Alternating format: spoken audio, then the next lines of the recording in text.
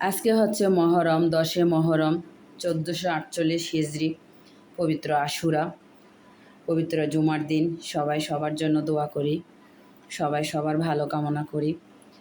তো আজকের দিনে হচ্ছে রোজা রাখতে হয়, নামাজ পড়তে হয়, দোয়া কালাম পড়তে হয় আর কি। তারপর খাওয়া দাওয়া তো আছেই। বছর ঘুরে যখন মহরমটা আসে, আমার মা আমাদের জন্য এভাবেই মুরগির রোস্ট করতেন।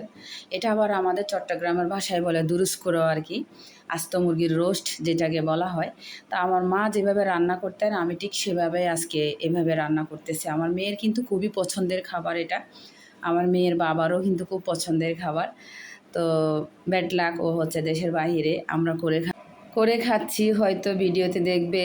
তো দেশের রান্নাগুলো আসলে ঘরের রান্নাগুলো খুব মিস করে যারা প্রবাসী থাকে, তাদের জন্য খুবই খারাপ লাগে, মায়া লাগে। আজকে হচ্ছে নামাজ রোজা, তারপর হচ্ছে ফাতেহা দিতে হয়। এই যে আমার মুরগির রোস্টটা কিন্তু রান্না করা হয়ে গেছে।